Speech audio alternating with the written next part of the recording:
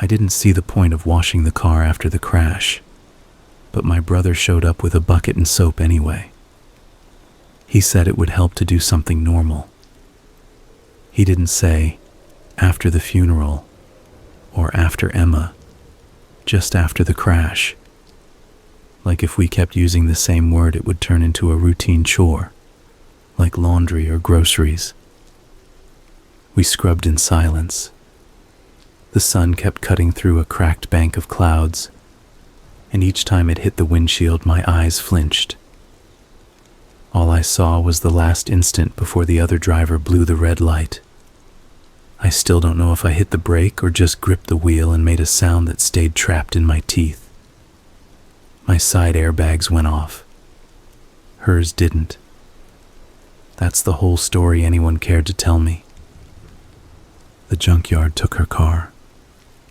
My brother took me to his place and then drove me back home when I said I wanted my own bed. He didn't argue.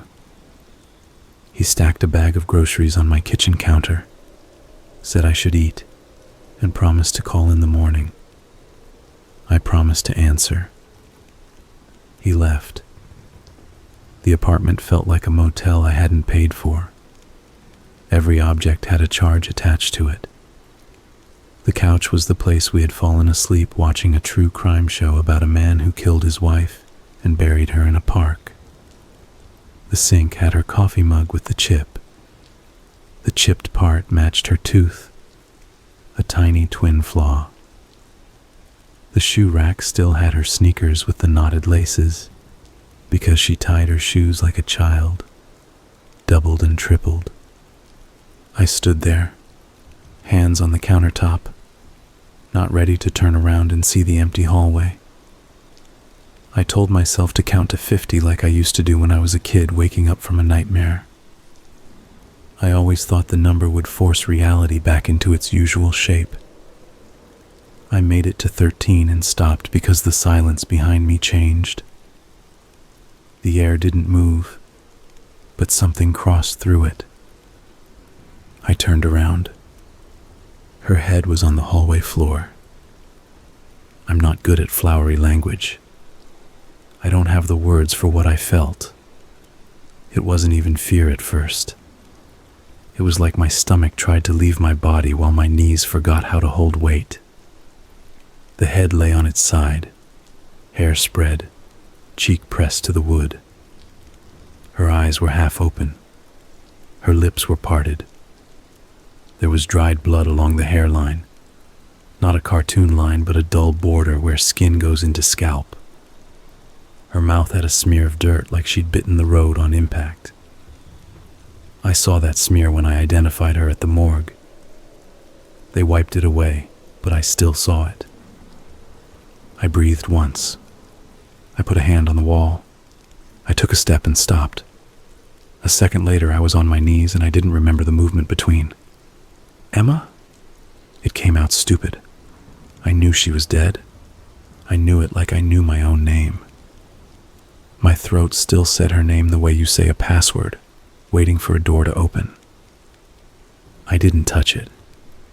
I didn't need to. Everything in me recognized her in ways that didn't need touch. Hairline cowlick, the small freckle near the right eye, the healed cut on her eyebrow from a bicycle fall when she was 12. Stories we told back and forth until they belonged to both of us. I stood back up too fast and the walls swayed. I dug my phone out and tried to decide who to call. My brother? The funeral home? The police? The police felt wrong, but it also felt like the thing you're supposed to do. If someone put a head in your hallway, that's a crime. So I called. They sent a car. The dispatcher stayed on the line with me. She kept asking if I was safe, if there was anyone else in the apartment. I said no. I said there was a head. She said, "You said you lost someone in a crash this week?" I said yes, and she fell quiet for a second and came back to the script. "Officers are on the way." I sat on the couch and didn't look at the hallway. I stared at the TV where the dark screen showed me a crooked reflection of my face and the doorway shape behind my head. When the knock came, I jolted up. I didn't realize I had been holding my breath until I tried to speak and coughed. 2 officers stood there, a man and a woman, both young. They asked if they could come in. I said yes. I pointed at the hallway. The man went first. The woman stayed with me. Her voice was warm and steady. She smelled like mint gum and fabric softener. I kept from grabbing her arm by pure effort. The man came back almost at once. He glanced at his partner in a way I would later replay over and over. His hand touched the radio, clipped to his shoulder, and fell away again. "There's nothing there," he said. I thought maybe he didn't go far enough, like he'd stopped at the doorway. "It's on the floor," I said. "Right side, near the baseboard." He went back. I went with him. The light in the hallway was the same. The floor was the same. The head wasn't there. "Someone moved it," I said. I don't know why I said that. We had stood in the living room the whole time. The front door was locked. The window in the bedroom was shut. I felt something like a hand close around the base of my skull. The officers did a sweep. They were thorough in a gentle way, like they were careful not to break anything or to spook me. The woman asked if I had cameras, if a neighbor did. The man asked about drug use. It wasn't accusatory. He was checking boxes. I said no. I said my neighbor across the hall had a doorbell camera. The man went to ask him.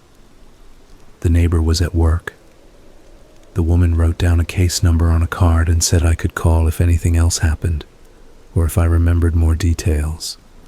When they left, the apartment felt twice as empty. I walked the hallway 3 times and then stopped myself, embarrassed even though I was alone. I knew what I had seen. I also knew how it sounded. My brain offered me words like shock and stress and grief. They were all too tidy and too soft. I slept on the couch because I didn't want to walk past that spot again. I watched the kind of shows you can watch without watching, and when they ended, Netflix scolded me for still being there. A little after the sky got dark, my brother called, and I let it go to voicemail. He texted to ask if I was eating. I said yes, and took a bite of a cold slice of bread, so I wouldn't be lying exactly. I woke up in the middle of the night with my neck stiff and my mouth dry. The TV was still on.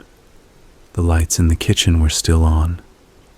The apartment hummed with the sound of the fridge, the vents, the neighbor's kid running water somewhere. I sat up and realized my foot was damp. I lifted the blanket and looked at the floor. Her head was on the rug in front of the couch, hair wet, water dripping off her chin like she'd just been rinsed. The smell was faint but sharp, a mix of the drain and the lemon soap we used. A line of water led back toward the kitchen, thin and shining. I stared at it for maybe a full minute before my brain let me move. I stood up and told myself not to yell. I couldn't explain that order to myself. I just knew I shouldn't. I went into the kitchen.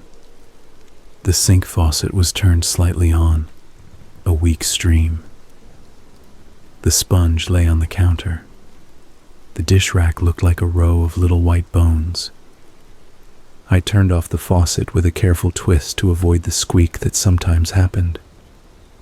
I don't know why I cared about that. I dried my foot on the back of my sweatpants. I gripped the edge of the counter so hard the wood dug into the heel of my palm. I didn't call anyone. I sat back on the couch and watched her face. I waited for a blink, a twitch.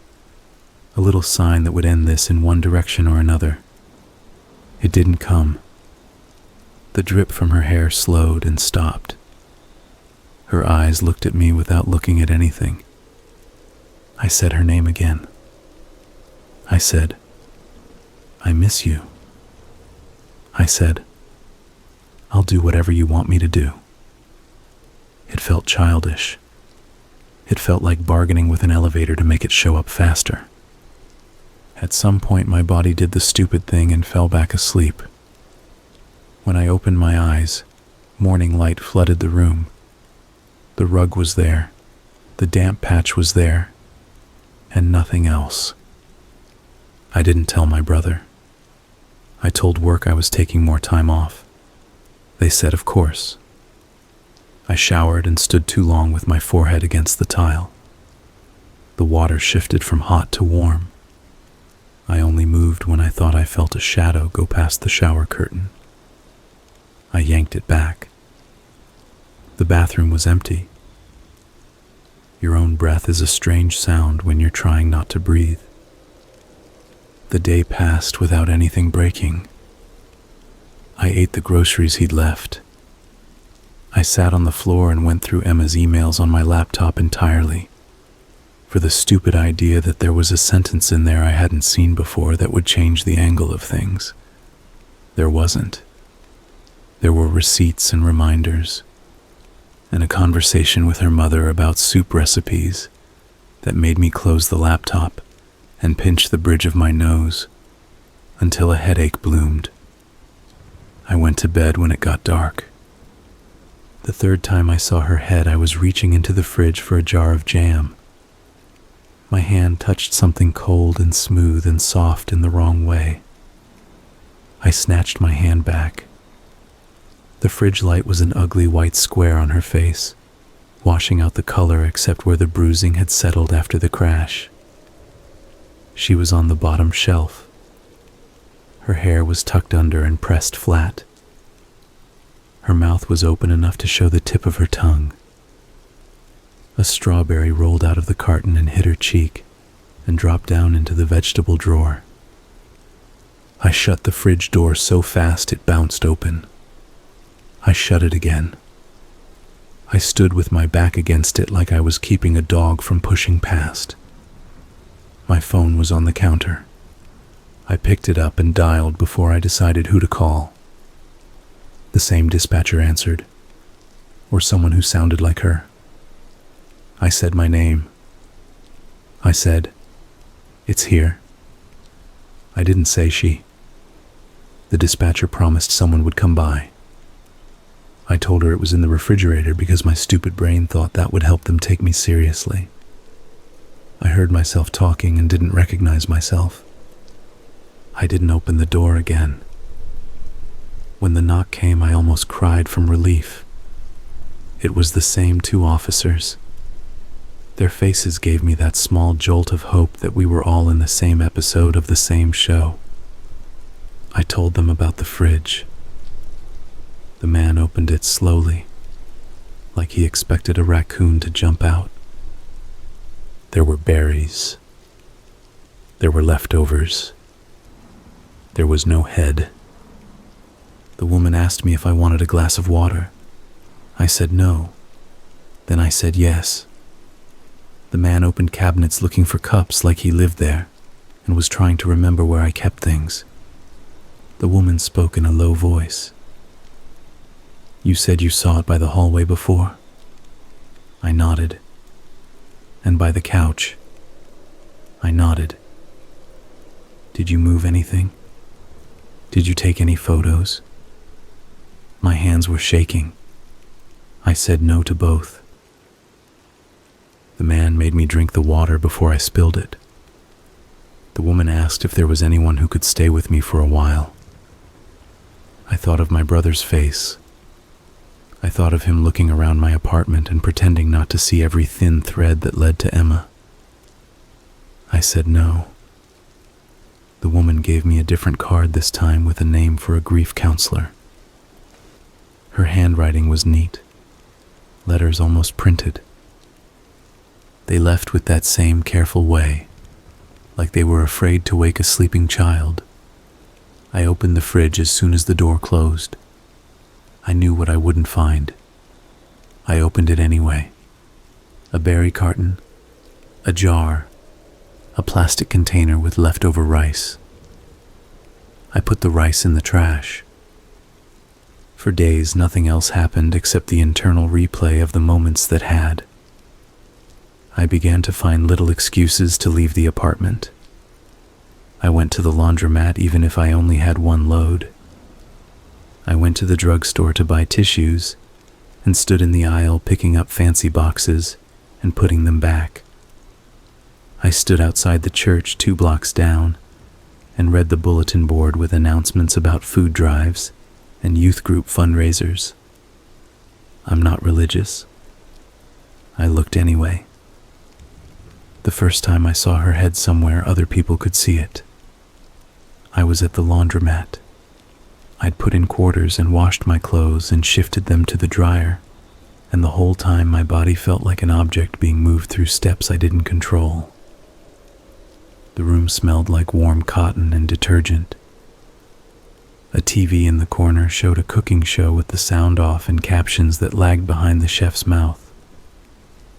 I put a few shirts on a folding table. I turned to pull out the rest. Her head was inside the dryer, just behind the metal grate, nestled in with my clothes like it had been a pillowcase not yet shaken loose. The drum turned slowly, not enough to move her, just enough to rock her hair. Her cheek brushed the silver spokes. Her eyes were closed this time, and it felt polite, like she was trying to make it easier. The sound that came out of me made a woman near the coin machine snap her head up. She followed my gaze. The dryer door clicked open where my hand had jarred the latch. My shirt spilled like a soft collapse. A sock slid down. The woman walked over because that's what people do when someone makes that kind of sound. She looked into the dryer and then at me. "You okay?" she asked. I nodded too quickly. I shoved my clothes into the basket with movements so stiff they looked like someone else had put them into me. I wanted to cry. I wanted to sit down on the tiled floor. I wanted to tell this woman everything in one long run-on sentence, but I walked out with the basket hip-hugged against me like a fat baby. Back home, I left the basket by the door and paced. I got the idea then to set up my phone on a chair pointing down the hallway. It was stupid and desperate, and felt less stupid than staring at the wall. I opened the camera app and hit record and went to sit on the couch. I watched the screen. I watched the empty floor. The app made tiny trembles of light look like movement, and then corrected. The battery percentage dropped in single digits per minute. After a while, I went to the bathroom and came back, and the angle was off. My living room wavered sideways in a way that made my stomach flutter. I stopped the recording and scrubbed through. The hallway sat. It didn't sprout a head. That night I dreamed of Emma's neck. Not the cut, but the little indentation where her necklace rested. The one she said got itchy in the heat. In the dream, my hand reached out to touch that spot, and my fingers came away red and I said sorry. And she laughed and said it was ketchup, like we were little kids messing around at a diner. When I woke up, I had to check my hand. It was clean, and my pillow had a curl of her hair, which made no sense until I remembered I hadn't washed the pillowcase since the crash, because I didn't want to lose the smell. A week passed. I learned to keep some things to myself, and some things in a notebook, where I wrote down dates, places, the details of what I saw and what I didn't. I wrote down the time I called the police, and the badge numbers they gave me, and the case number on the card.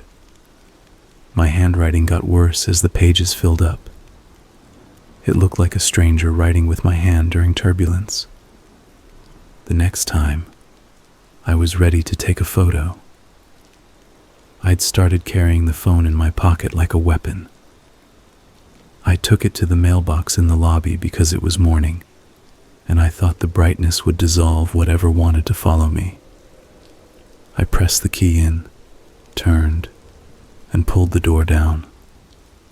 Her head sat with the mail tucked under her chin, flyers for pizza, and a small package I had forgotten I'd ordered weeks ago. The stack lifted her face at a slight angle. Her eyes were open and glazed.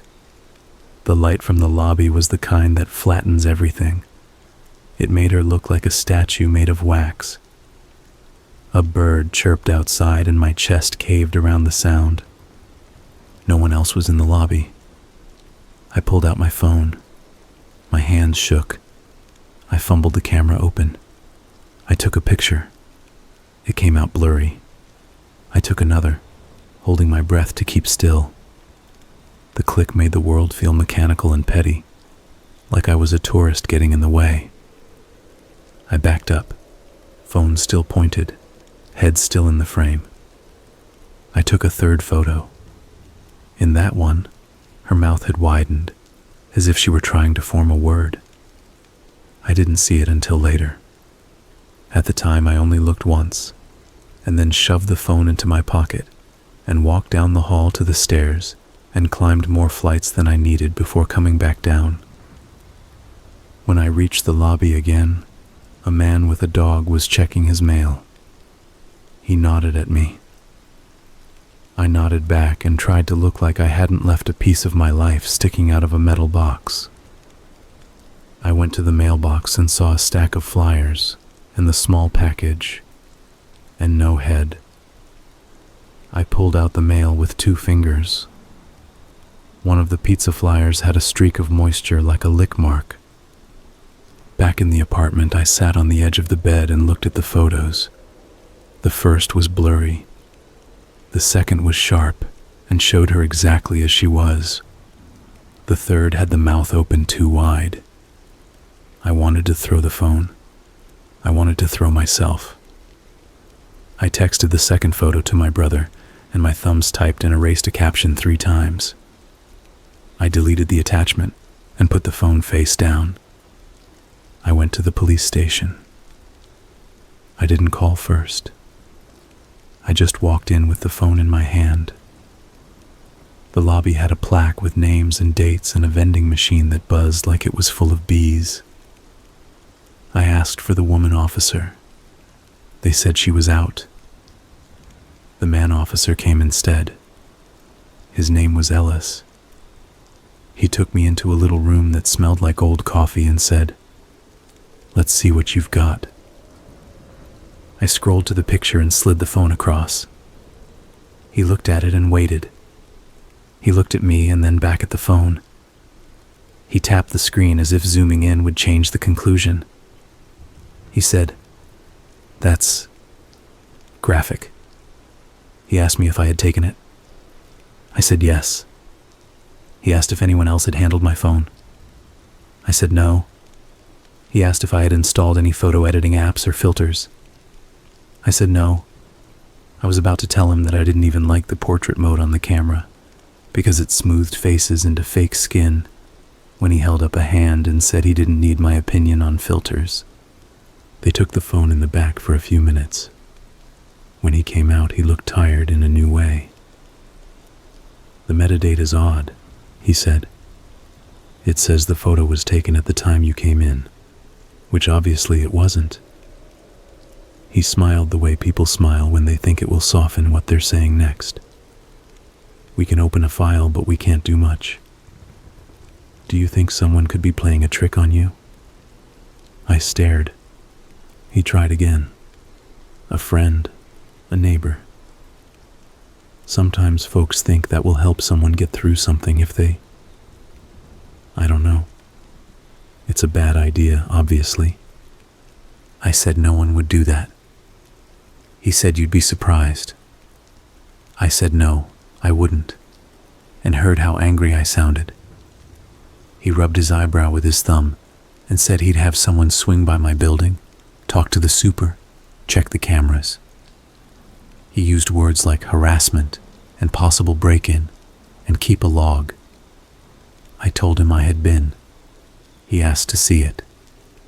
I didn't want to hand it over because the handwriting felt like a vein exposed to air, but I did.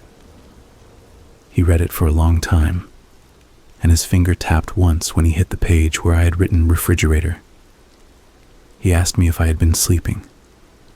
He asked me if I had been eating. He asked me if I had seen a therapist. I said I was fine. He looked at me like that was the most dangerous sentence in the room. He gave me the number for a crisis line anyway, and I stuffed the paper into my jacket without folding it. When I left the station, the sky had that bright, empty look that turns everything flat. The traffic noise made my teeth hum. I got a coffee from a place I never went to before because the barista at my usual shop knew me and used to nod when Emma walked in behind me and slid her hand along my back, and the idea of seeing that nod with no hand to match it made the coffee taste like dust before it even existed. The new place made my name wrong on the cup. I drank it anyway. The noises began a few nights later. Not screams at first, not crying. Those came after. It started as a hiss through the vent above my bed, like wind being taught a secret. That first night I sat up and said hello, before I remembered I didn't believe in vents speaking. The hiss stopped and I laughed at myself, which felt like a noise from someone else. Then the hiss came again, longer, stretching into syllables, not words but the shape of words. I got up and put my ear to the grate the way kids get told not to. The metal was cool. My own breath made an echo. I heard nothing. Then a tone that might have been a fridge humming, might have been my blood. I lay back down and stared at the ceiling and thought about calling someone. I didn't. I stared until the shapes in the plaster turned into faces that weren't faces, and I fell asleep at the exact moment I realized I'd been awake too long. The next day I told myself I would spend time in the world. I went to the grocery store and walked the aisles without a list. I bought bread, coolant for the car, toothpaste, apples. I didn't use a basket. I carried it all into the checkout line, pressing objects to my chest, like I was building a small wall. The woman in front of me had a baby with a hat shaped like a bear head. The baby stared and then smiled. It was a simple, stupid thing, but it made me feel like the floor had a bit of grip again. I carried the bags home. I unlocked the door and pushed it open with my shoulder. The apartment smelled like detergent and something else. I thought maybe I had left food out, but the counters were clean. I set the bags down and heard a dull thump from the bedroom. A soft, meaty sound. My hands clenched into the plastic handles until they dug into my fingers. I walked down the hall. The bedroom door was open. The bed looked the same. The closet doors were shut. The sound came again. A small, dull bump. I stepped inside. Her head was on the floor by the foot of the bed, and something moved inside it. A spasmodic ripple across the jaw. Another. The skin under the cheek trembled where the muscle would have been. Her mouth opened, wide, too slow for a breath, and a soft thud came from the top, like something nudging from within. Then it stopped. I crouched, and my brain did the thing where it tries to translate the world into categories. If there had been a mouse trapped somehow, a bird, any kind of understandable thing, I could have reacted in any of the usual ways. There wasn't. There was only the face I loved making a small animal shivering, and then being still again. I said, "Emma, please." I didn't know what I was asking for. The head didn't answer. The skin looked pale in the bedroom light, the eyes a glassy brown. I reached out like an idiot to touch her hair, and then pulled my hand back like the hair had teeth. I stood up. I walked backward out of the room. I said into the air that I was going to call someone, and then I did, because the act of saying it made it possible. The operator's voice had a tone I recognized now. It was the tone that lives between urgent and careful. She asked if there was a threat to my safety. I said yes, and didn't know how to explain the shape of that threat in a way that sounded like English. She said an officer would come by. I didn't get the same too. A new pair arrived. They were older, which made me feel like I was moving up a ladder, like this was being escalated to adults, even though there was no logical reason for that to comfort me. I told them where to look. We went to the bedroom. There was nothing there. The older one pinched the bridge of his nose and looked around the corners of the room like the head might be hiding behind a laundry basket.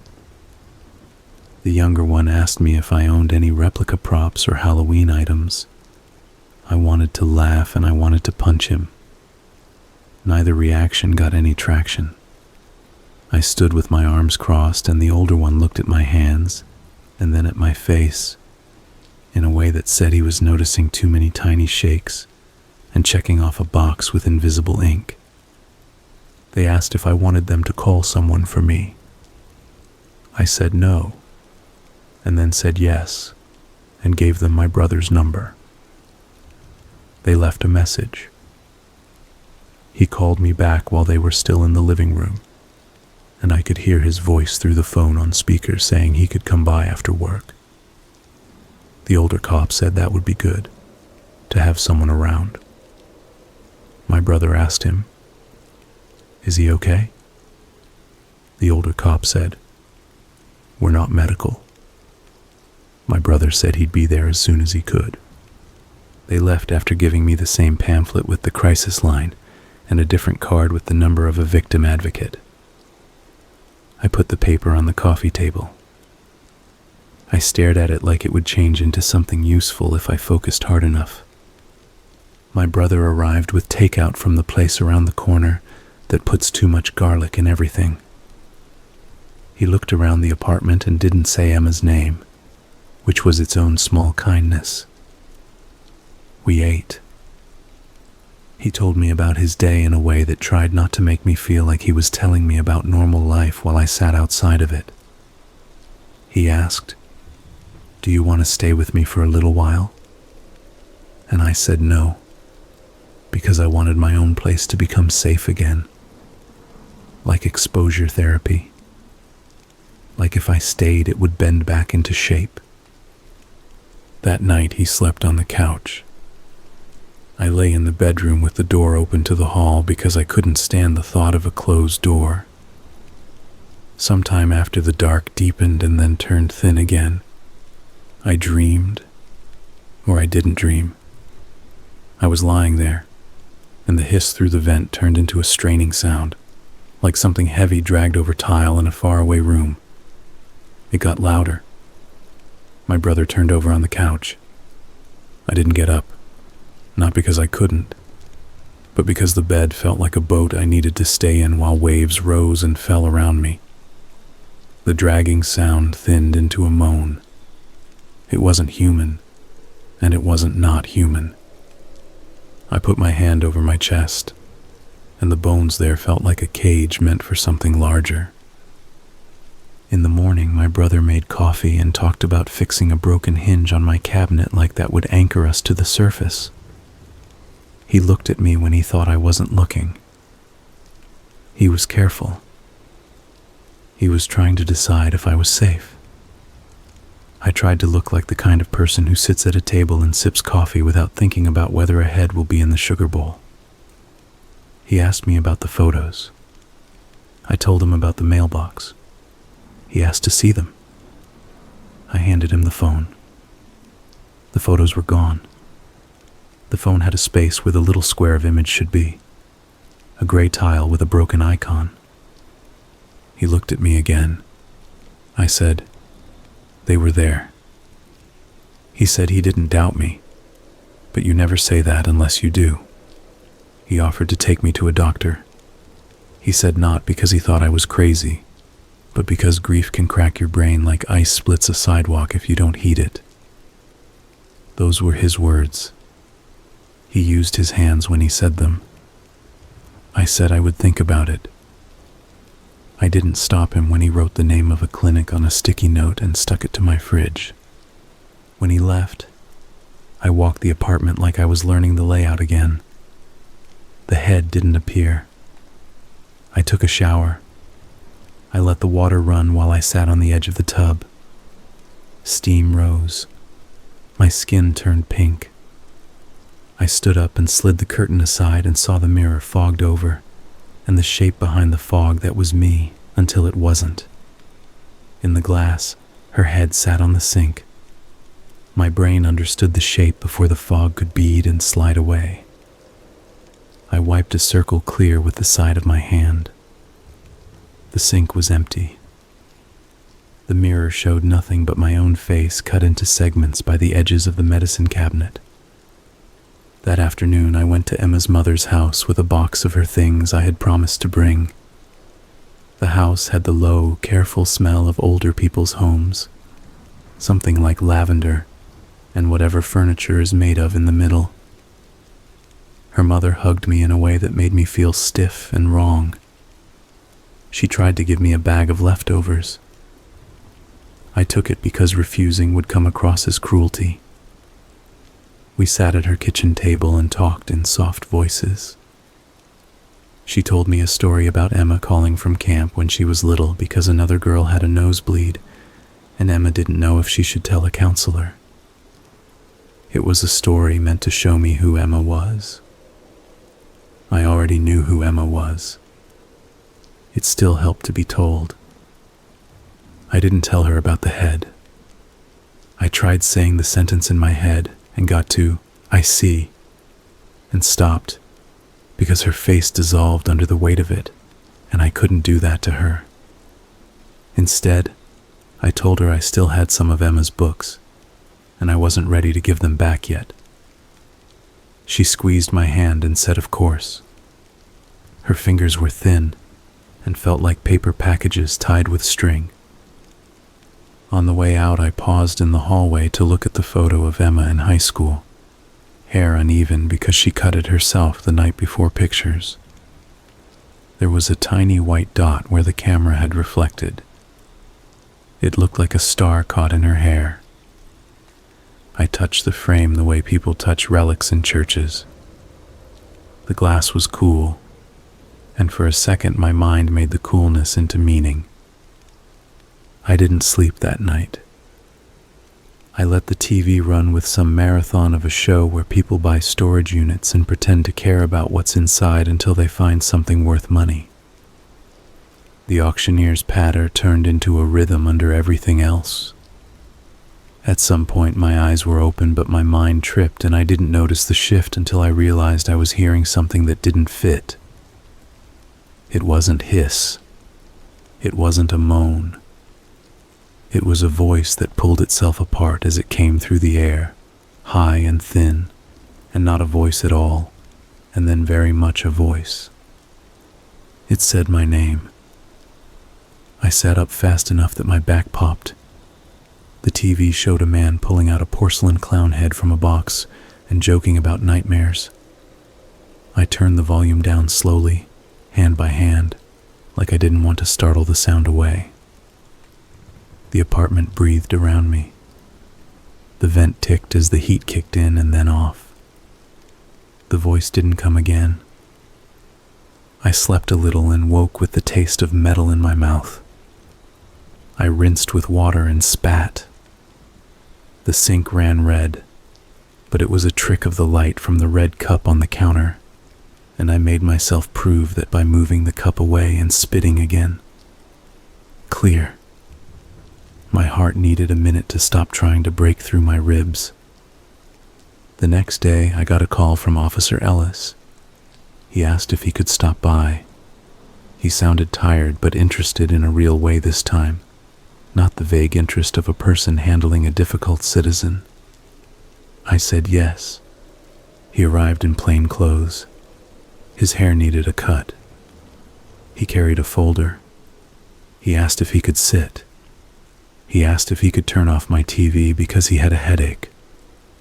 I said sure. He told me they had watched the building's cameras. He didn't say he believed me. He didn't say he didn't. He said the footage was odd. It showed me coming in and out, the normal little movements of a life. It showed a handful of neighbors.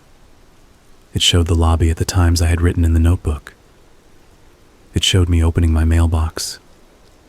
It showed me stepping back, putting a hand to my mouth, pulling out my phone, and then walking away. He said, "What it doesn't show is anyone else." And I mean anyone else. For a stretch of hours at a time, there's no one else in the frame. That doesn't happen even at night.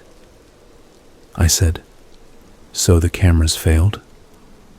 He said no. They worked. They just didn't catch any other person. He said that in a way that might have been for dramatic effect, or might have been because he had tried to find a better explanation and hadn't. He slid the folder across. Inside were printed stills, grainy and a little skewed. Me again, the empty lobby, my hand opening the mailbox, my face turned white and flat. He asked about the noises. I hadn't told him about them. I didn't ask how he knew. Maybe he was guessing because this is how this kind of story goes, and he was trained to pull it along. I said the noises had started. I didn't say the thing about my name. He nodded like a doctor nods when you reach the part of the description he's waiting for. "You should talk to someone," he said. He waggled the folder. "Officially, I can say we're still looking into it. Unofficially, I don't know what to tell you. I've had 3 calls this month from people who saw things that weren't there. You're the only one who had a photo, and then the photo vanished. That's a lot. That's a lot even for me." He stood up, looked at the vent for no reason, and said he'd check in again. At the door he paused and said, "You were the one driving, right?" I nodded. He looked like he had more to say, and then decided not to. He left me there with the TV off and the folder open, and a silence that worked its way into parts of my chest I had been holding tight. I called the clinic my brother had written down. The woman who answered had the voice of someone who has heard every kind of story and knows how to keep them from spilling too fast. She offered me an appointment the following week. I said okay, even though the idea of sitting in a room and using certain words made my tongue feel numb. That night, the voice returned. At first it was like before, a high thread that could have been a pipe or a distant siren bent through 3 walls. Then it thickened. It wasn't a word. It was a shape that wanted to be a word. I turned off the lights without deciding to. I stood in the dark and listened. The voice dragged like it had to pull itself over gravel. Then it broke into a sound I had heard before on the side of the road after the crash. The first cry that slipped out of my own mouth when someone touched my arm and asked if I was okay. It was a sound torn out. It lived in the meat of things. I said very softly, "Emma?" The sound didn't answer, but it changed in a way that made me feel seen. It filled the corners of the room. It tunneled under the bed. It crept over the windows. I felt it in my teeth like cold. I put my palms to my ears, and the sound moved inside my head without needing air or vibration. It was like someone had taken the vents and the pipes, and the wires behind the walls, and strung them into a throat. I slept with the light on, which helped for as long as I could keep my eyes open. When I woke, the light had burned a hot spot on the lampshade, and the air had a dry electrical smell. I unplugged it and stood very still and tried to tell if the quiet that followed was normal quiet, or the kind that only comes because something has finished speaking. I stopped going to the laundromat and started washing clothes in the sink like a person waiting out a storm. I stacked plates in the cabinet and then unstacked them and wiped them down and stacked them again. I wrote down lists of things I needed that I didn't need and crossed them off. I called work and said I needed another week, and the voice on the other end sounded concerned. I pictured the email chain that would follow, my name becoming a subject line under HR and people CC'd in. The next call I made was to the police again, not because of a new sighting, but because the screaming started. It started as crying, thin and high, leaking through the building like the way you sometimes hear an argument down the hall and can't tell which side it's coming from.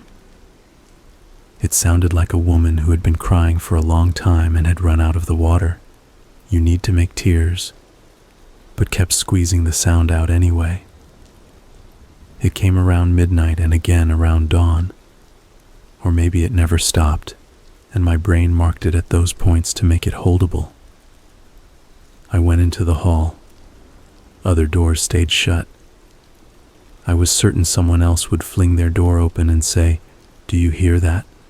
in the voice people use when a car alarm won't stop. But no one did. The hall swallowed sound like a sponge. I called. The operator asked if the cry came from a specific unit. I said I didn't know. She asked if I could check the building courtyard. I did.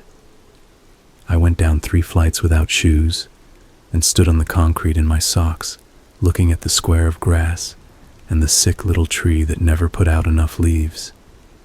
The cry wasn't stronger there. It was everywhere, which is another way of saying it was nowhere. A man with a dog walked past the gate and didn't glance in. I hung up without saying goodbye. The cry fell into itself and then rose. Like ocean water can look flat until you notice the way the swells crawl up a seawall. The police didn't come that night. I didn't expect them to. I sat on the edge of the bed and I thought of going to a hotel. But I knew as clearly as I knew anything that the sound would follow me down the hall and into the elevator, and into the taxi, and up the hallway of the new place, and through the door, and sit beside me in whatever bed I tried to borrow. It didn't stop when the sun came. It changed shape, that was all. It got thinner, a thread. It trailed me through the day like a person walking behind me 2 steps too close. It slipped in when I turned on the TV and found the one channel that plays the same evening news all day long. It sat in the gaps of the news anchor's sentences and cracked the words. I stood in the shower and let the water run, and it wound itself into the noise and refused to be drowned. I went to the clinic appointment as scheduled because that felt like the only thing I could do that had both a beginning and an end. The waiting room had plants with shiny leaves and a table full of old magazines about homes with large windows and decks. I filled out a form that asked me to rate how often I felt things like little interest or pleasure in doing things, and feeling down, depressed, or hopeless. The numbers on the scale didn't fit in my hand. The therapist was younger than me but had the kind of calm skin and hair and voice that added a decade in authority. She asked about the crash. She asked about sleep. She asked about alcohol. I answered. I didn't say head for a while. I said I see her. She asked in dreams, and I said no, around the apartment. She asked what I meant. I said it. I said the part about the fridge. Her mouth didn't change shape, which I appreciated. She asked if I had any family history of severe mental illness. I said my uncle talked to the radio, and my aunt said he was communing, and then my aunt divorced him, and he got better. But I know that's not how it works. She asked if I had ever had symptoms before. I said no, and felt like the room was leaning toward me, encouraging me to add a footnote that I didn't have. She asked about Emma. I said everything I knew how to say, and stopped before the part with the mailbox. When I left, she gave me a worksheet on grounding techniques and a pamphlet about intrusive thoughts with a cartoon cloud on the cover. The cloud looked exhausted. I put it in my bag. The noise followed. It rode home with me, so light I almost thought I had imagined imagining it. Then it got heavier again when I came down my hallway. Then it shifted from a weeping into something closer to a scream. I don't want to write that word a lot and make it lose meaning. I need it to mean what it means. The scream wasn't a horror movie scream. It wasn't created by something trying to scare. It was the sound a person makes when their body is a house that has caught fire, and there's no one on the street below to catch them if they jump. It was a human sound, and it came from no human throat. It came from my walls. I opened and shut cabinets like I was trying to trap a noise in a cupboard.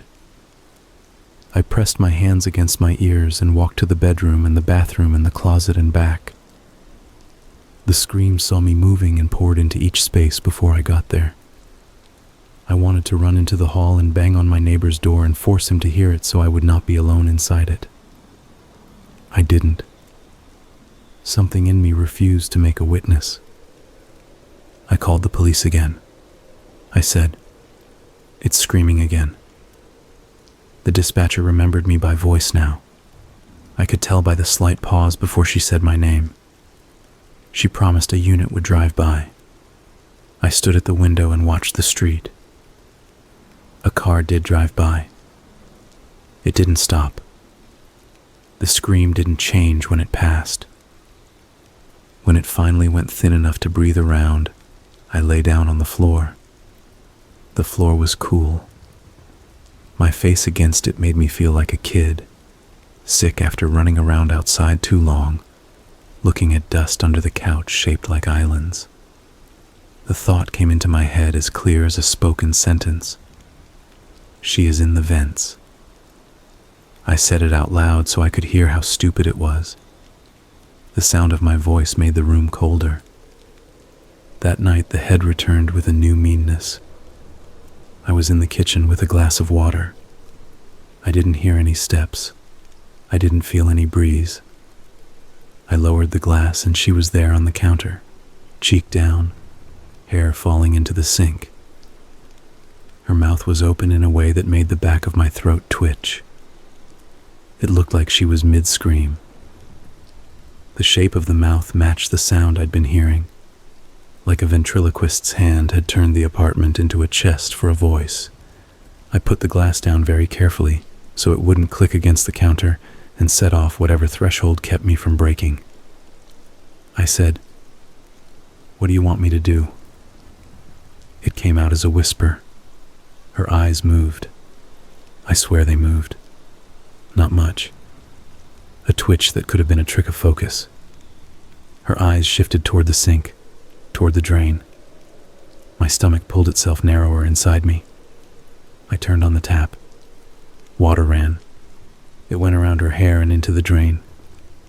The sound in the walls rose like the water had greased a throat. I shut it off. The sound fell. I called again. "Please send someone," I said. The dispatcher tried to get me to breathe with her. I breathed. She asked if I was alone. I said yes. She said a car was nearby. I waited. I didn't move. I stared at the head on my counter. I thought about taking a photo and didn't, because the last time I tried to fix reality with a tool, the tool lied. The knock came. I looked away for a heartbeat, because a human body has to look at doors that knock. And when I looked back, the counter was clear. There was a circle of hair-slick water. There was a small clump of hair in the drain that I pulled out with a paper towel, because the idea of it staying there felt like leaving a limb stuck in machinery. 2 officers I hadn't seen before stepped inside. They were already tired of me. I could feel it like heat from an open oven. They did the sweep. They asked if there was a recent death. I gestured. One of them said sorry in a voice so flat it barely registered. They suggested I sleep at a friend's place. I told them I had already tried all the things in the brochure, and they said there were more brochures with different headings if I needed them. They left. I stood in the kitchen until the water ring dried on the counter. If I had been smarter or braver, maybe I would have called Emma's mother and told her something that wasn't the head, but was still true. Maybe I would have gone to stay at my brother's and put my hands in front of my ears when the sound tried to crawl in.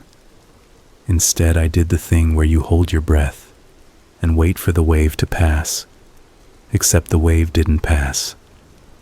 It shifted and got tall and waited with me. The next day, Officer Ellis called again. He asked if he could meet me outside my building. His voice had a rasp like he'd been yelling or had a cold. I met him on the steps. He didn't shake my hand. He lifted his chin in a way that made it clear we were going to pretend to be 2 men talking on steps about something normal. "Your neighbor across the hall," he said. "He has a doorbell camera." I said I knew. He said they pulled the footage. He said we should take a walk while he told me. We walked toward the corner. He kept his hands in his jacket pockets. He told me that on 2 nights when I had called, the camera showed me leaving my apartment and standing in the hallway very still for a long time. He said I didn't move, except my head. It turned, he said, like I was trying to hear something coming up through the floor. Then I opened my mouth very wide and didn't close it for a stretch of time that made him swallow before he could finish the sentence. Then I went back inside. He said there was no sound on the camera. I waited for him to say the word he wanted to use. He didn't. He asked me if I remembered doing that. I said no. I started to say yes, and stopped because it was a lie. I didn't remember that. I remembered putting my ear to the vent in the bedroom. I remembered the hiss turning into a cry. I did not remember opening my mouth like a door. "What do you want me to do with this?" I asked. The tone came out harsher than I meant. He didn't flinch. "I don't know," he said. "I really don't. I can't arrest a sound. I can't file a report on a head that won't sit still long enough for 2 of us to see it at once." He looked up at my window like it was a person who might be eavesdropping. "But if you need me to come when you call, I'll come, even if it's just to stand in your living room with you while you point at a counter." That was the first time I almost cried in front of him. I didn't. The almost is its own energy. I said thank you in a way that came out rough. He nodded and said he had to go. That afternoon, my phone buzzed with a voicemail from the clinic. The therapist had an opening the next day and wanted to see if I could come sooner. I said yes. Saying yes felt like picking up something that had weight and turning it over in my hands. The scream that night was worse. It cracked and then smoothed, like a voice trying to say a word it didn't know.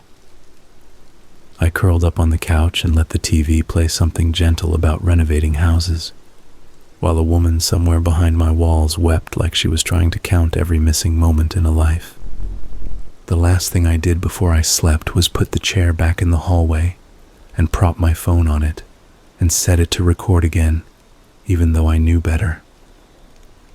I wanted something to tell me what my face looked like while I listened. I wanted to know if my mouth opened without me. The red dot blinked. I lay down. I didn't wake to the sound of the scream. I woke to my phone alarm because I had made an appointment to be a person who keeps appointments. The scream had layered itself under the alarm tone in a way that convinced my sleeping brain it had always been there. I went to the hallway and tapped to stop the recording. The timer said it had captured hours. I scrubbed through, thumb dragging the line. The image stayed the same. My empty hall, the scuffed baseboards, the shadow line under the bedroom door. Then for a few seconds, a blur as if something flew down the length of the hall too close to the lens to make a shape. Then the frame shook. Not much. A gentle shiver. The kind a camera makes when someone touches the chair it rests on or breathes too close. I leaned in and realized I was holding my breath again. I hit play at normal speed. For a small slice of time, the frame showed my bedroom door open wider by an inch without the hinge moving, as if the gap itself had stretched. It showed a dark spill on the floor, a circle, then two circles, then a shape that resolved into hair, and then into her face rising up through the wood as if the wood were water, until her mouth pressed at the surface like a swimmer starved for air. I dropped the phone. It bounced against the carpet and landed mercifully, screen down. I crouched and flipped it over with 2 fingers, and the image was gone, replaced by a chunk of nothing between 2 moments, like someone had sliced time out with a knife. I went to the clinic. I answered questions. I watched my therapist write something down when I said the word severed, and something else when I said the word voice. I watched her look at my hands and the way my jaw tightened like I was chewing something that wouldn't dissolve. She said a word that made the chair under me soften. She said, admission. I didn't argue. I was too tired to argue. Her voice didn't sound like a trap. It sounded like a spoon lowered into water. She said she could call someone to evaluate me for short-term inpatient care, just a few days, just to stabilize sleep and help with intrusive sensory experiences. She didn't say, to keep you safe. The words hung in the air anyway. I said okay, and felt a part of me detach and drift back to the hallway to watch the empty space where the head had been, so that when the second half of this story begins, that part is already waiting, curled like a cat on a rug, looking at the place where the scream is about to pour through. They drove me to the hospital in an unmarked car so I wouldn't scare myself with lights. I sat in the back seat, hands folded. Officer Ellis said he'd follow behind for a bit, just in case. He didn't say in case of what. The therapist rode up front with a clipboard balanced on her knee and asked me simple things. Did I want music? Was the temperature okay? Did I need water?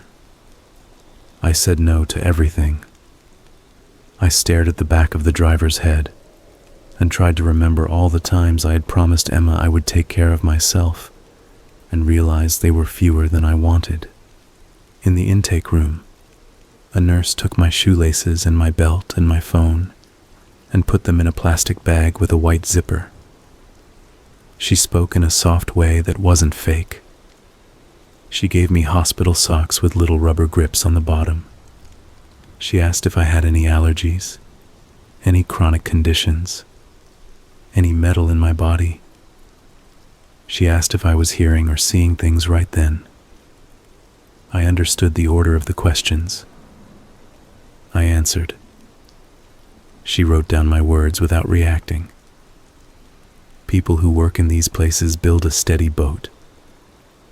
I sat in it and tried not to lean. A doctor came in with a beard trimmed to look like it wasn't trimmed. He asked some of the same questions again, not because he hadn't read the chart, but because he wanted to hear the answers himself. When I said the part about the head, he nodded and didn't make the shape with his mouth that other people make. When I said the part about the crying in the walls, he looked up at the air vent and then back down, not because he believed me, but because he was mapping the room the way you map a sentence you might have to repeat to someone later. They asked me to stay for 72 hours.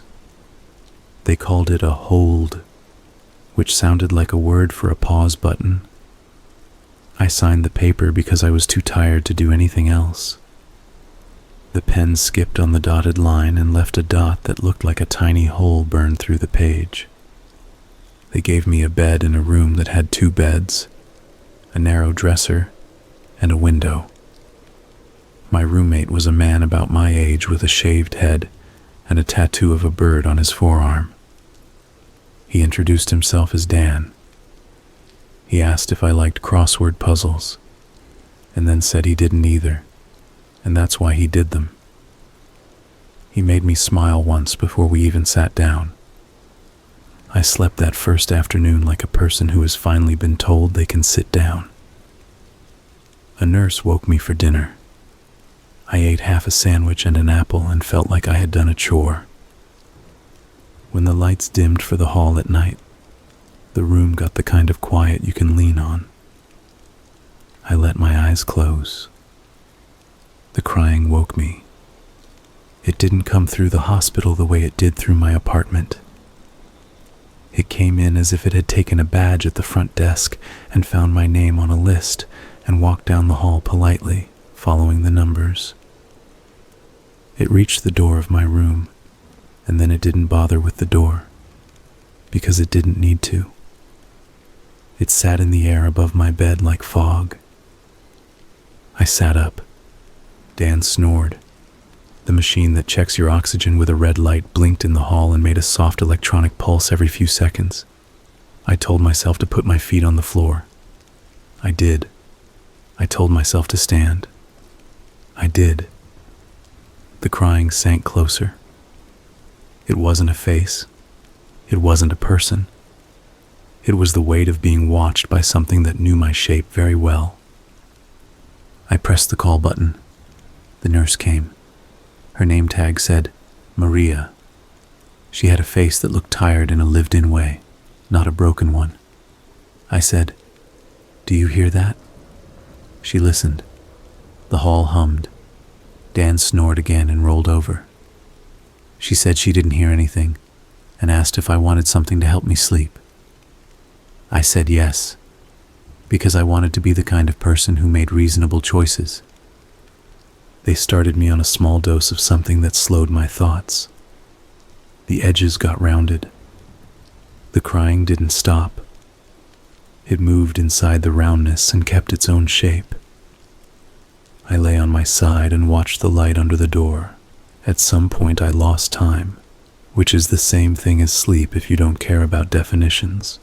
In the morning they took my vitals and asked me to rate my anxiety like it was a number on a gas gauge.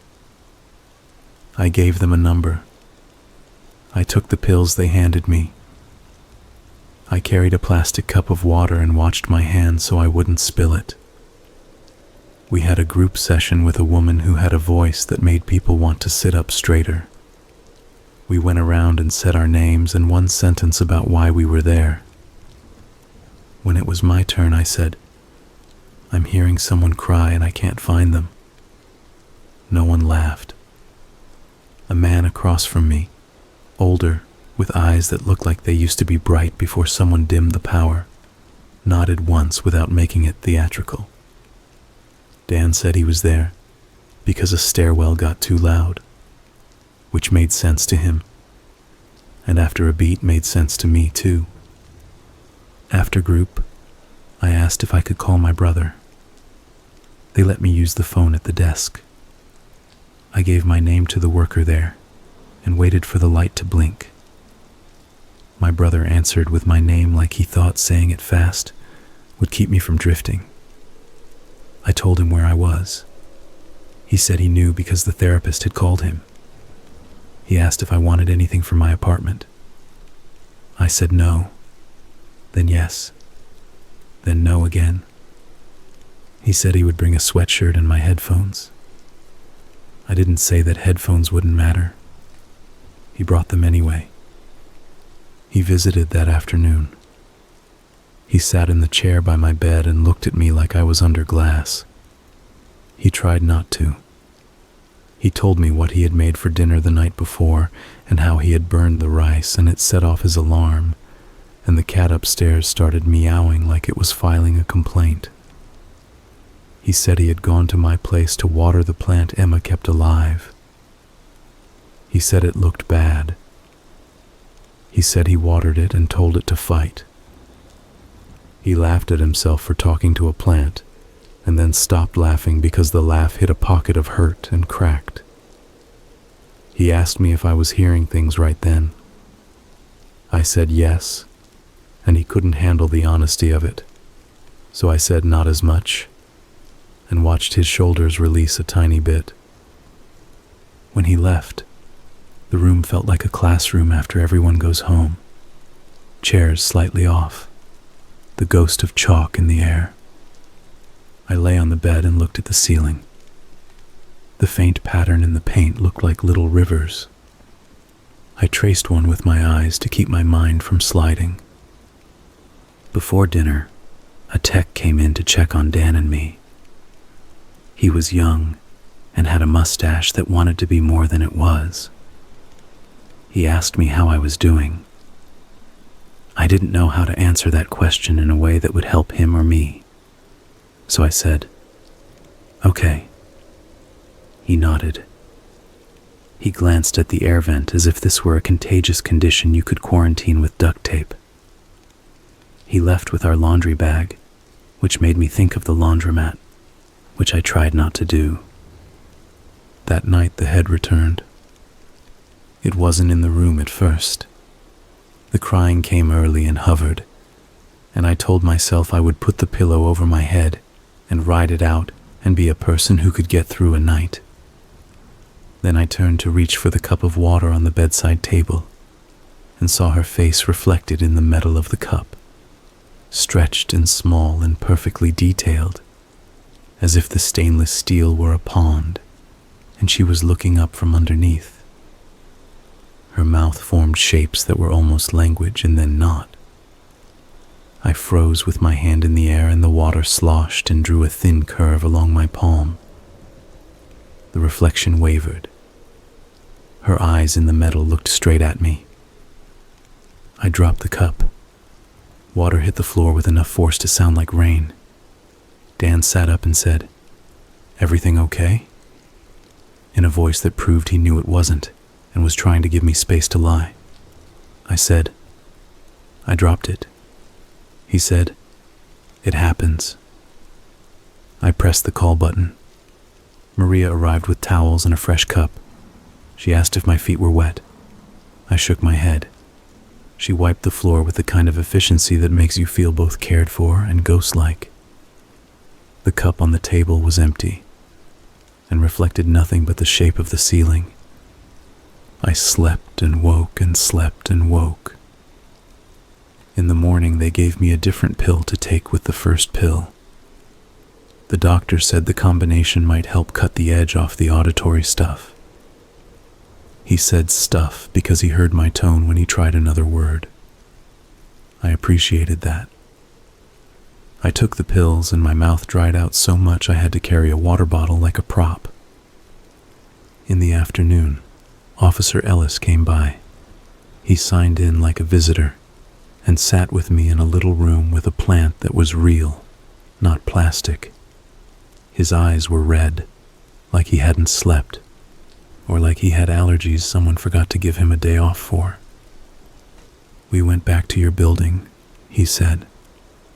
"Your neighbor's camera caught something else." He slid a printout across the table. It showed my door. The timestamp didn't match the time I said I'd seen the head in the kitchen, but the same general night, the same general stretch. He pointed at a corner of the frame where the baseboard met the floor and said, "Watch there." I looked. The printout didn't move, obviously. He was narrating emotion to a still image. "The shadow fills in like water," he said.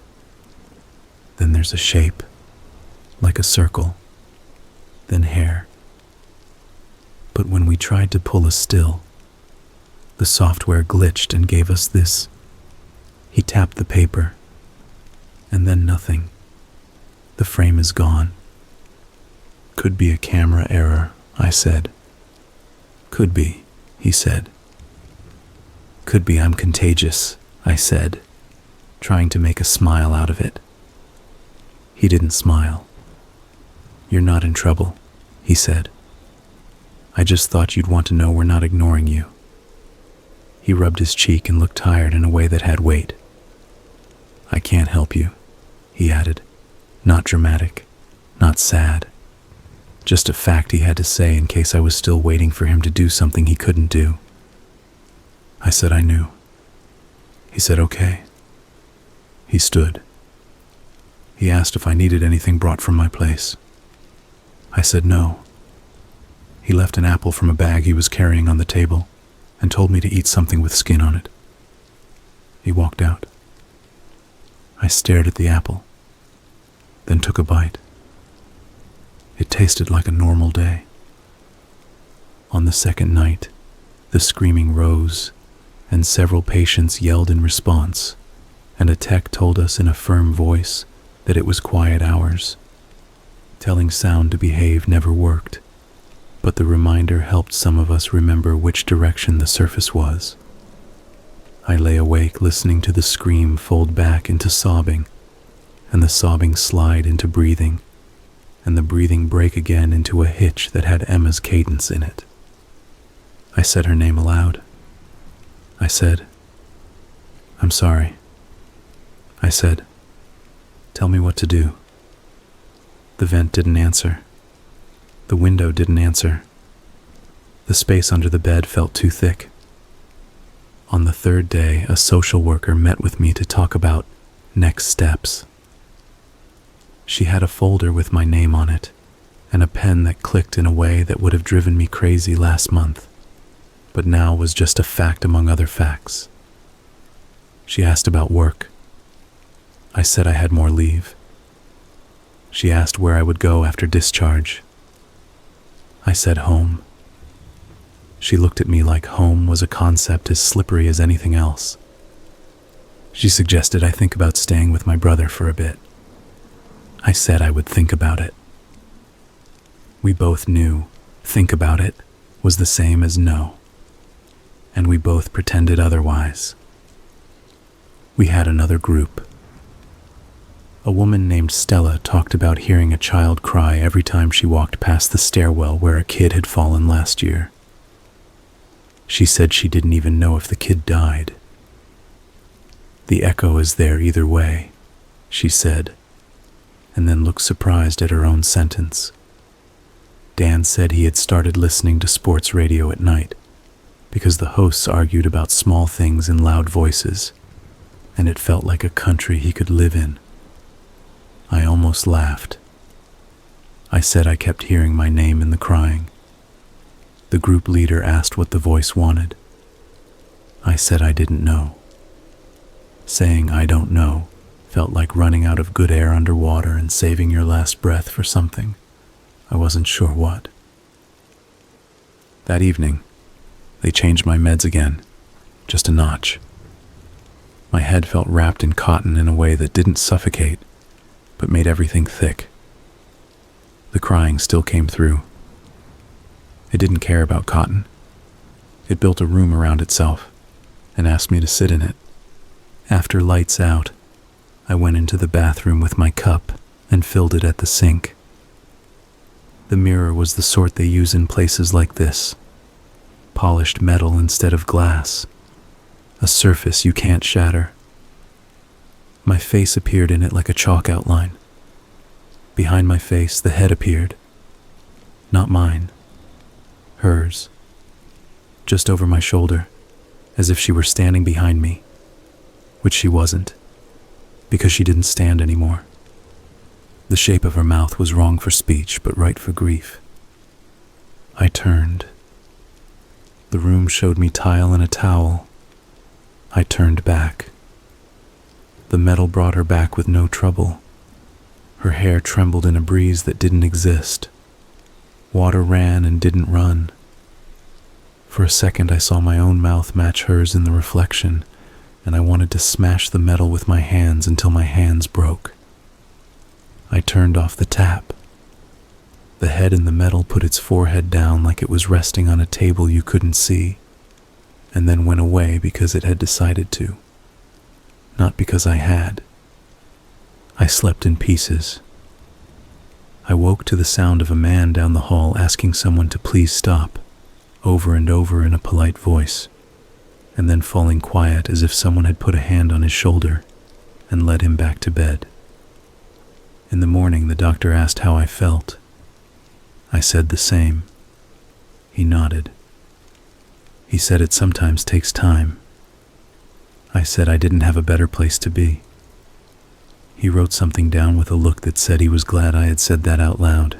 They kept me 2 more days past the hold because I asked them to. They called it voluntary. I called it staying in a building with other people who woke at the same noises and pretended they didn't. On the last night, the screaming peaked in a way that made the lights in the hall flicker. The staff moved around like they were practicing for a fire drill they hoped would never be real.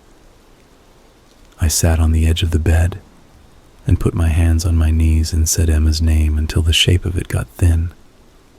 In the early morning, I dozed. I dreamed of the crash, not the moment of it, not the hit, but the slowdown after, when time stretches and moves like syrup. In the dream, her head lay on the road the way it had in my hall, with a smear of dirt on the lip and a tiny freckle that told me who I belonged to.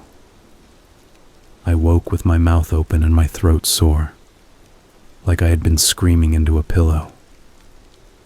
Dan was sitting up looking at me. He didn't look scared. He looked like someone waiting for the next bus, resigned but present. "You said her name," he said. "A lot." "I'm sorry," I said. He shook his head. "You don't have to apologize for speaking the language you're stuck in." I nodded. It was the only thing to do. A nurse brought us breakfast and told me I might be going home later. The word home shook the scream like a bell. They discharged me with a plan, follow-up appointments, medication schedule, a hotline number printed on a card small enough to lose in jeans. My brother picked me up. He had cleaned his car. It smelled like dry air and a new air freshener he had picked because it was supposed to be linen and smelled like nothing. He asked if I wanted to go to his place. I said I wanted to check on mine. He didn't argue. He drove me there. He carried my sweatshirt and my headphones and a grocery bag with soup and crackers and a little bottle of juice.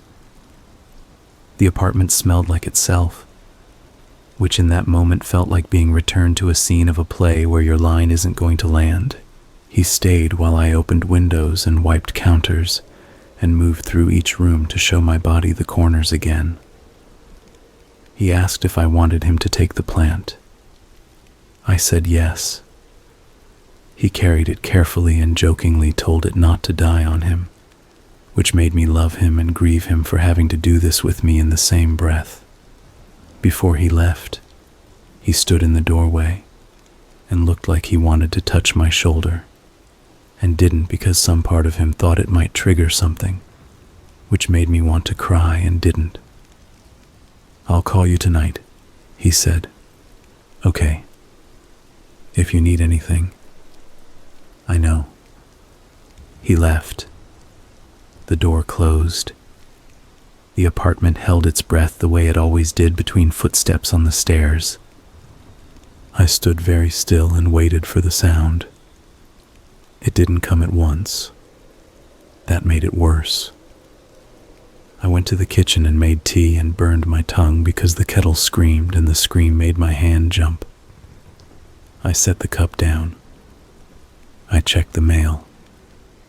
I put the mail on the table without opening it, because I didn't want to see a flyer pressed into a shape under a face. I turned on the TV and put on a game show because people guessing at letters makes the world feel like it still has rules. A contestant clapped too hard at a small win. I laughed in a soundless way that made my chest hitch. I stood up to get the tea. The crying started. It came exactly as it had before, like someone had pressed play on a loop, except this time it had a depth I hadn't heard in the hospital. Maybe the hospital had walls thick enough to cut part of the body out of the sound. Here the walls knew me and let it all through. It rolled through the apartment and up into the ceiling and around the vent and down into the floor. It found my bones and used them. It wasn't angry. It wasn't kind. It was what it was. And it chose to be here. I told myself I would not call the police, because I would not make them come again to stand in my kitchen, looking at a counter that would not perform. I lasted an hour. Then I called, not because I thought they could help, but because saying words to a person who has to answer them makes the words real in a way that can keep you standing up. The dispatcher said my name and asked if this was about the same issue. I said yes. She said they were short-staffed. I said I understood. She said an officer could call me instead of coming by. I said okay. Officer Ellis called. He didn't say what now, even if he thought it. He asked me to tell him what I was hearing. I tried to make it a sentence and failed. He stayed on the line anyway. He didn't hang up. He didn't promise anything. He let the sound sit in the air between us. After a while, he said, "I'm here," which was both true and not. After another while, he said he had to hang up. I said I knew. We did.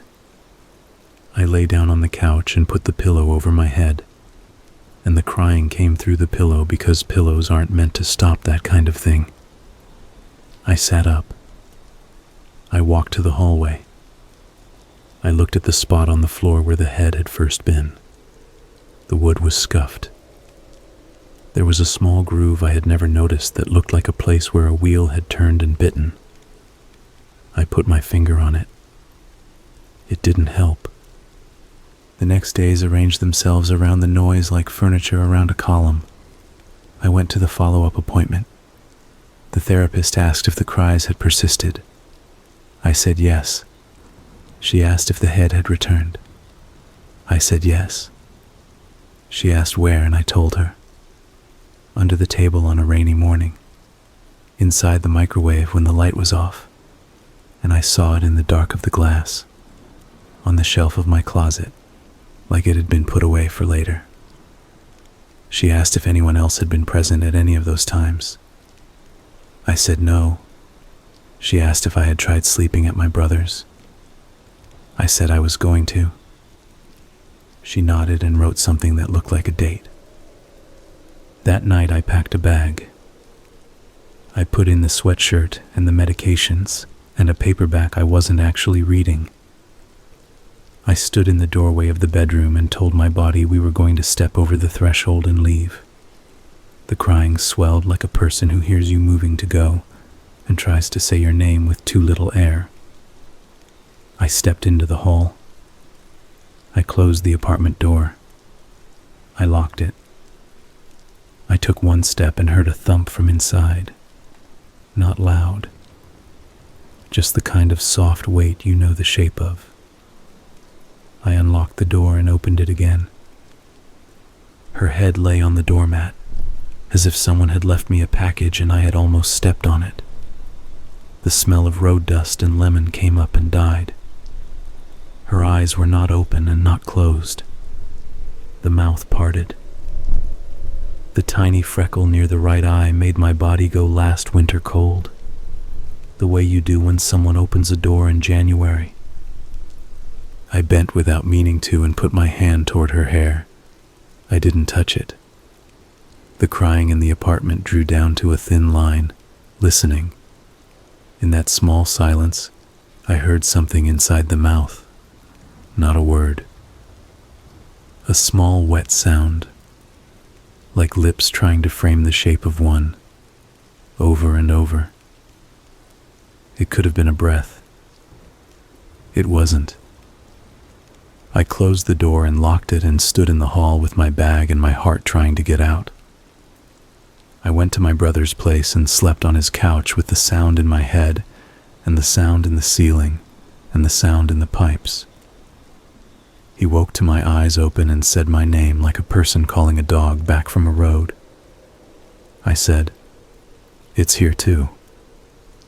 He didn't ask how I knew. He sat on the floor by the couch and leaned his back against it, and we both looked at the TV. It was too early to turn on. I stayed there 2 nights. On the second night, the head arrived in his kitchen sink. He didn't see it. I did. I walked in to rinse a cup, and there it was between the plates, hair splayed like seaweed. I made a sound with no word in it, and my brother walked in fast and grabbed my shoulders. He looked where I was looking and saw nothing, and looked at me and saw too much. In the morning, he drove me back to the hospital and told them I needed more help than he could give. He tried not to cry. He is not a person who cries without making a joke first. He didn't have a joke. I told the admitting doctor that I couldn't tell when I was asleep. He nodded. He asked if the voice had told me to do anything to myself. I said no, because it hadn't. Not in that kind of sentence. He asked if I wanted to hurt myself anyway. I said I wanted the sound to stop. He wrote that down in a way that made it not an accusation. They kept me. Voluntary again. Longer this time. The days took on a shape. Wake, meds, breakfast, group, visit with the doctor, lunch, quiet hour, art therapy where I couldn't bring myself to pick up the brush, phone call where I tried to talk like a person in a room with walls and a door, dinner, evening meds, lights down, night. The crying threaded through it. Sometimes it got thin enough that I could hear the buzz of the soda machine in the staff lounge and the squeak of someone's shoe. Sometimes it got thick enough that it drowned out the television and the announcements and the way Dan hummed under his breath when he was nervous. In the second week, a new patient came in and lasted 3 hours before demanding to be released, and then collapsing on the floor crying because the hall light flickered. I sat in the common room and watched the fish in the tank move in lazy arcs. One of them bumped the glass and made a tiny sound like a fingernail on a cup. The crying surged then, like it had felt that tap. I put my hands in my pockets and held onto the edges of the fabric until the stitching dug into my fingers. I told the doctor I didn't think the meds were doing anything. He said sometimes the measure isn't whether the noise stops, but whether it stops dictating every move.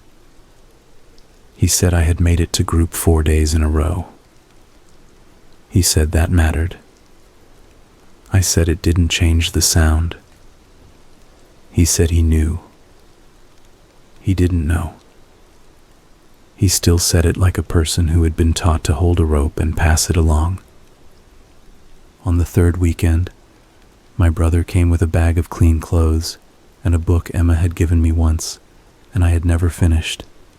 He put it on the dresser and stepped back like he had laid down an offering. He asked the doctor if he could sit in on a session. The doctor said no. He asked if I was safe. The doctor said I was as safe as I could be in a place built for that purpose. I watched my brother swallow the answer and keep it down. That night I woke to the head on the pillow next to mine. It wasn't possible. The staff checked the rooms. The doors are heavy. The windows don't open the way windows open in houses. It was there anyway. Hair fanned, cheek on the pillowcase, mouth slightly open. I didn't move for a long time. I didn't call the nurse. I lay with my face turned toward it like I was looking at someone I loved sleeping beside me. The crying in the walls softened to a low, constant sound, the kind a person makes after their voice is tired. I reached my hand out. I stopped. I pulled the blanket up to my chin like a foolish kid.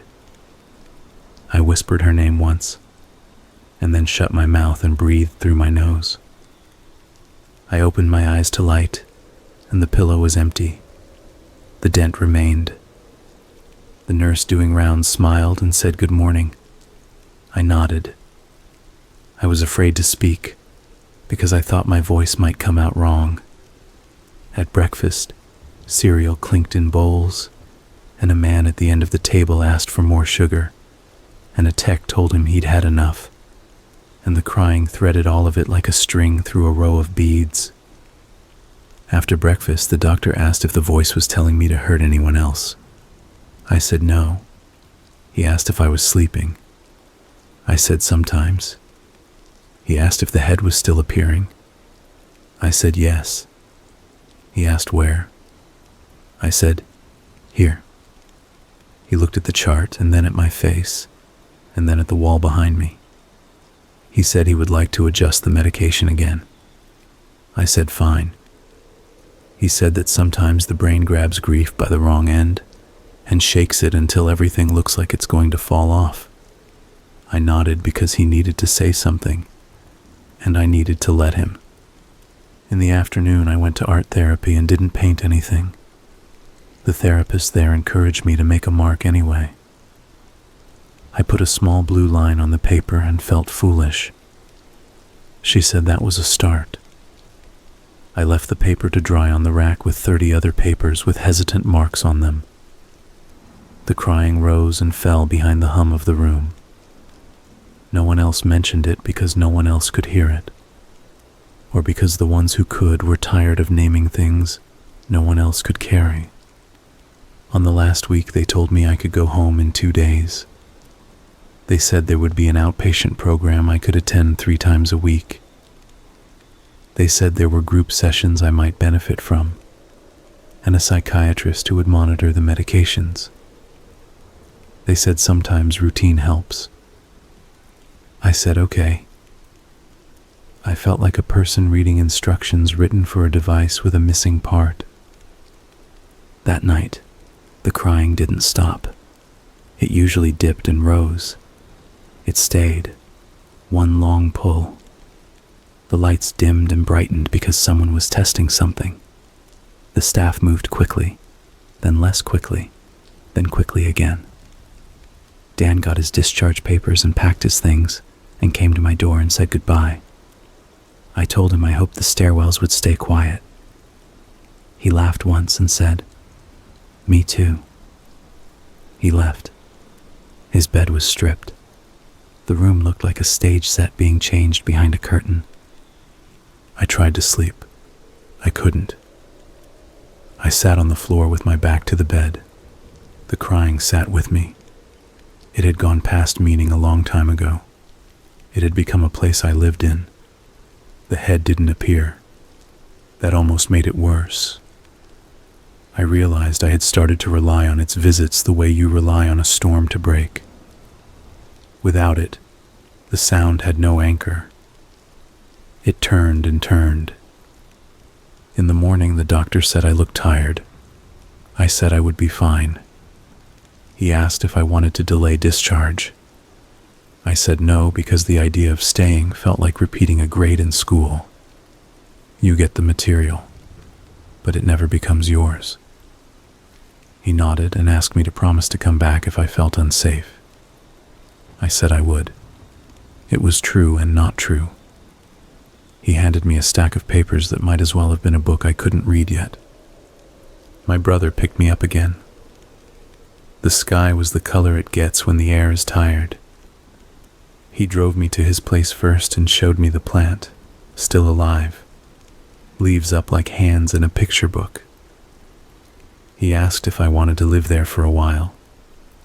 I said I would try a few nights a week.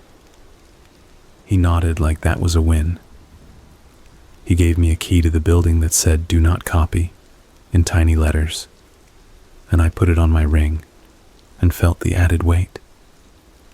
We went to my apartment to pick up clothes. The hallway felt too narrow. We stepped inside. The air smelled like itself, plus a thin edge like metal warmed by sun. I went to the bedroom to get a bag. He went to the kitchen to check the fridge because that's what he does. He opens doors to make sure things behave. I heard him stop moving. He didn't call my name. He didn't call me at all. He stood there not moving. That was worse than any shout. I walked to the kitchen. He was staring at the sink. The faucet was off. The drain was clear. The counter was dry. "What is it?" I asked, already knowing he would say nothing, because that's what people say when they are trying to hold the world together for you. He said, "Nothing," and tried to make his face smooth and couldn't.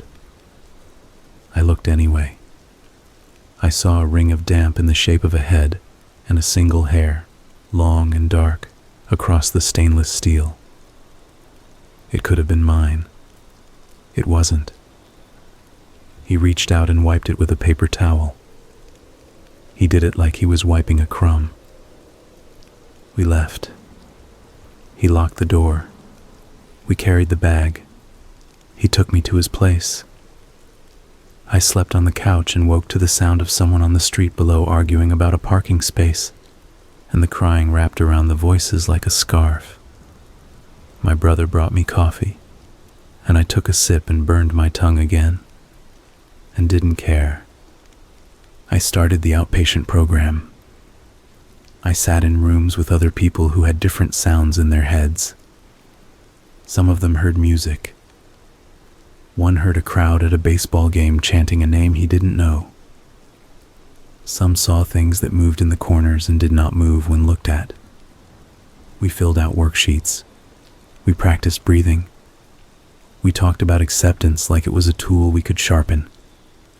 I tried to use it. Sometimes it cut. Sometimes it slipped. I went back to my apartment during the day because daylight made it more like a set. I cleaned. I threw out the food in the fridge with the stubborn feeling that I was feeding something. I opened the window and let out air that felt used. The crying settled near the window and looked out at the street without eyes. I said, "I know," because I had to say something. One afternoon I took a shower and closed my eyes and the water ran over my face, and for a second the sound disappeared. Not because I had blocked it, but because it had decided to breathe. I stood with my forehead against the tile and counted to 50 like I used to when I was a kid, and woke from a nightmare.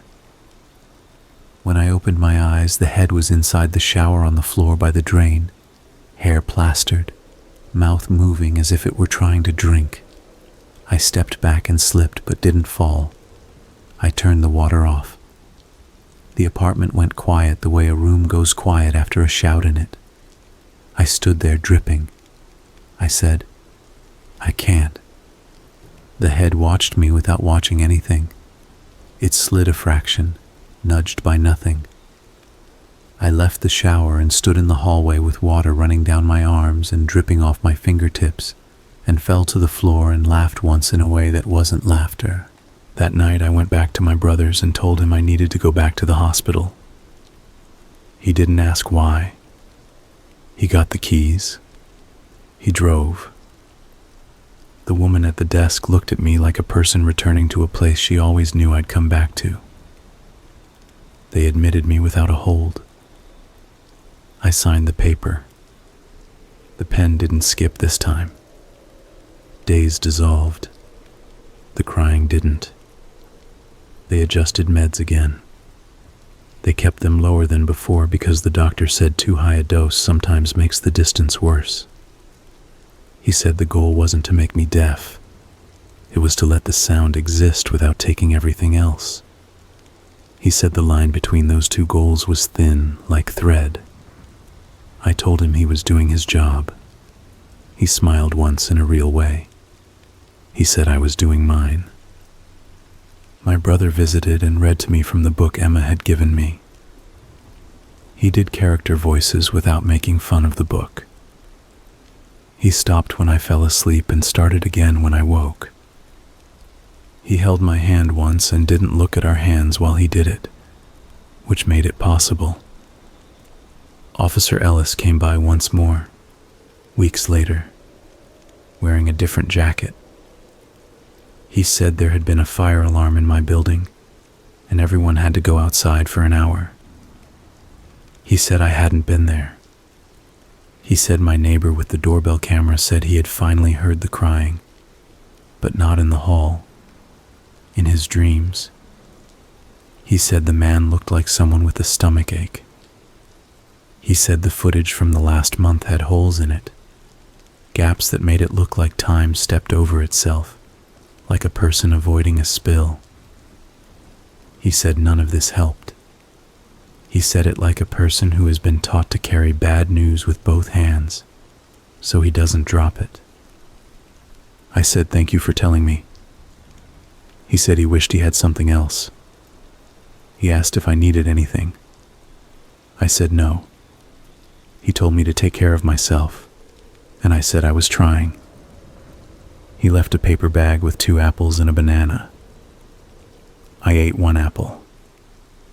It tasted like a real thing. They put me in a quieter wing after a while because the crying kept a few of the others from sleeping. The quiet wing wasn't silent. It had the sound of wheels and whispers, and a TV with subtitles and someone laughing too loud and then apologizing for it. The crying wove through all of it. The head came less often, and then it took me a few days to admit this. Even more. It showed up at the end of my bed with its mouth moving. It showed up on the rolling tray with my food, beside the bowl of soup. The soup rippled once as if something underneath had shifted.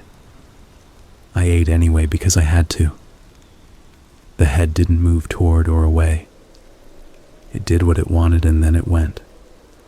I stopped pressing the call button because the staff could only do what they could do, and calling felt like asking someone to walk into a room where the floor didn't hold. I asked the therapist once if she thought it could be Emma. She asked what I meant by B. I said, not a symbol, not a confusion. I mean her. She didn't say no. She didn't say yes. She said, what if you don't have to decide that to survive this? I hated that answer. I also understood it was the only one that didn't try to sell me something. Weeks went by. They turned into a season if you looked at the light at the windows. I learned the shift change times without wanting to. I learned that Janelle would sneak you an extra yogurt if you told her the lemon flavor tasted cleaner than vanilla. I learned that certain shoes squeak less on the linoleum. I learned that if I held the edge of the mattress when the crying swelled, it felt like holding onto a boat when a wake passed. They discharged me again with a bigger plan and a thicker folder. I went home to my brother's for longer this time. I took short trips to my apartment to get clothes and to show myself I could walk in and out without falling into a hole. The crying came with me like weather. It wasn't always at the same volume. Sometimes it was a low hum under everything else. Sometimes it rose sharp enough to make my molars ache. Sometimes it pulled away just enough that I could hear the neighbor's music leaking through the floorboards and feel the shape of a different life near mine. I kept going to outpatient. I took the meds at the times written on the little card. I walked with my brother in the evenings, and we talked about nothing on purpose. I sent an email to Emma's mother to say I was thinking of her. She wrote back to say she had made the soup from the recipe Emma liked and left some on her porch for me in case I wanted it. I went and picked it up and ate it in the kitchen at my brother's with the window open and the crying at a pitch that made the spoon vibrate against the bowl. Once, late, I called the police again and hung up before it rang. I didn't have words that would change anything. The phone rang back anyway because that's what they have to do. I said, "Sorry." The dispatcher said, "It's all right." I believed her. It was not all right. It was still the thing a person says when there is nothing else to say that can keep you in the chair. It got warmer. The plant on my brother's windowsill put out a new leaf. He pointed to it like a person in a museum pointing at a small painting that most people miss. I watered it carefully. The crying dropped for an hour that afternoon to a whisper and stayed there. We ate on the fire escape with our plates balanced on our knees and listened to the city make its other noises. It felt like standing on a sandbar between waves. It still felt like water. I went back to my apartment for a longer stretch and slept in my own bed with my bag packed in case. The head didn't show that night. The crying shifted in the walls like an animal trying to settle. I slept for 4 hours in a row. I woke with my face stiff from sleep and a taste in my mouth like coins. I brushed my teeth and spit, and watched the foam twist in the sink in a shape that looked like language for a second, and then didn't. I don't have an ending that makes anything make sense. The police could not help. The cameras did not save the frames I needed. The doctor could not flip a switch in my head. The therapist held a rope, and I held the other end, and sometimes it felt like a lifeline, and sometimes like a leash I was pretending to lead myself with. I kept waking up. I kept hearing the crying. I kept seeing the head in the wrong places, in places where heads do not belong. I kept going to appointments. I kept eating apples. The last thing I can tell you is the shape of the room I am in now. The walls are a pale color meant to be looked at without thinking. The window shows a piece of sky cut into a rectangle by a building across the way. The bed is made because I am trying. Because making a bed is a proof of something even if the thing proved is small. The crying comes through the vent, and through the ceiling, and through the floor, and through the place behind my eyes, where the sound set up home. Sometimes I think I hear words in it again. Sometimes I think it is only sound. Sometimes I put my ear to the wall, and it feels like leaning into a door someone is about to open. Sometimes it feels like leaning into a grave. They put me back in the ward last week. My brother brought a new sweatshirt. He said it looked soft. It is. The staff check on me every hour even if I'm asleep. The doctor says we will hold steady on the meds for now. The therapist says we will add more skills to the toolbox. A nurse named Carrie says she likes my shoes. I thank her. I say please and thank you, because old habits are rails you can ride when the ground is bad. At night the crying swells and stretches and tears and mends and swells again. It never leaves.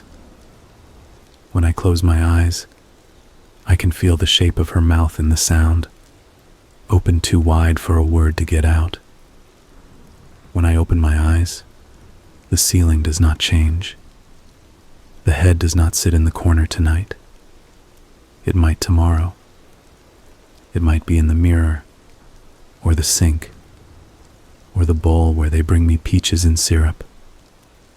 I'm writing this in my head because they don't let you have pens late. I'm writing it in the hum of the lights. I'm writing it in the space between breaths, where you check if the next one will come. It does. The crying rides on it. I try to picture the road before the crash, the stretch where the light was green and her hand was on my knee, and she was telling me about a stray cat she'd seen under a car by the grocery store. I try to put myself there and stay. The crying finds me. The door clicks. The nurse looks in and nods and leaves. The vent ticks as the air turns itself over. Someone down the hall laughs too loud at something and apologizes. Footsteps. A cart. The world doing its small business. The crying does not stop. It fills the room, then my head, then the space inside the bones of my face and the hollow under my tongue. It is everywhere. It is everything. It is only itself. I close my eyes. I open them. I breathe. I listen. I wait. I am put to bed and rise and sit and lie back down. I am held. I am not helped. The cries go on. They do not weaken. They do not fade to a memory of sound. They do not become a lesson. They do not turn into a message I can deliver that makes the door open and the noise step out into the hall and go home. They are never ending. They are here with me now. They do not stop. They do not stop. They do not stop.